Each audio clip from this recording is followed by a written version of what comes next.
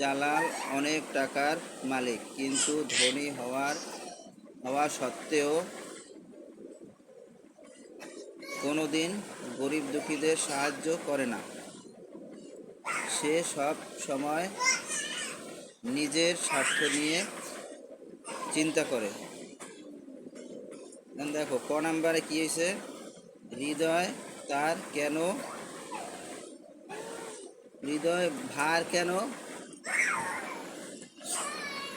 বাড়ে? নিজের সুখের জন্য বেশি ভাবলে ও কাঁদলে হৃদয় ভার হৃদয়ের ভার বাড়ে, মানে হৃদয় ভার হয়। ঠিক আছে, নিজের সুখের জন্য বেশি ভাবলে ও কাঁদলে হৃদয় ভার বাড়ে, হৃদয় ভার হয়। দেখো কবি কেন সুখের জন্য কাঁদতে নিষেধ করেছেন? দেখো, সুখের জন্য কাঁদলে সুখ পাওয়া যায় না, বরং হৃদয় ভার বাড়বে। তাই কবি সুখের জন্য কাঁদতে নিষেধ করেছেন। ঠিক আছে, সুখ কবিতায় কবি বলেন, মানুষের প্রকৃত সুখ নিহিত থাকে অন্যের জন্য নিজের জীবনকে বিলীন করার মধ্যে।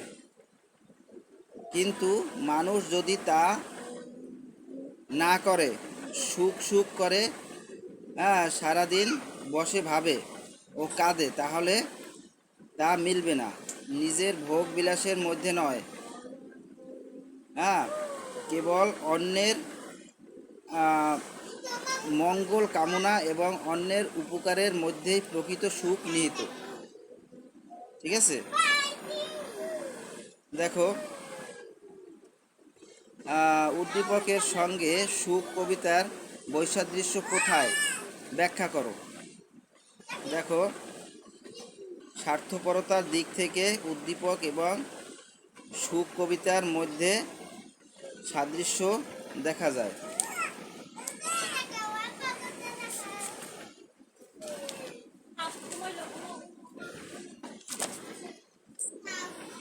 দেখো, সুখ কবিতায় কবি সুখী হওয়ার মূল মন্ত্র হিসেবে স্বার্থপর মানসিকতার অধিকারী হতে উদ্বুদ্ধ করেছেন। আমরা সবাই সুখী হতে চাই, কিন্তু এই সুখ প্রকৃতপক্ষে কীভাবে পাওয়া সম্ভব তা অনেকেই উপলব্ধি করতে পারে না। তাই প্রকৃত স্বপ্নের ঠিকানা হিসেবে কবি স্বার্থপরতাকেই সর্বাগ্রে স্থান দিয়েছেন। কারণ স্বার্থপরতা সুখ আনতে পারে না। উদ্দীপকে জালালের অনেক টাকা থাকা সত্ত্বেও সে শুধু নিজের জন্য চিন্তা করে, অন্যের উপকার করার মতো কোনো ধরনের মানসিকতা তার মধ্যে দেখা যায় না। এমনকি সে গরিব দুঃখীদেরকেও সাহায্য করে না। অন্যদিকে সুখ কবিতায় কবি নিজের স্বার্থ বাদ দিয়া অন্যের কথা ভাবার কথা বলেছেন। যেমন দেখো,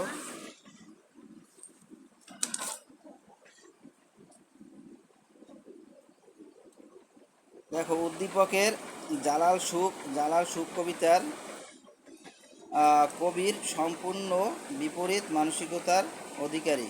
বিশ্লেষণ করো। দেখো এর উত্তর কি, দেখো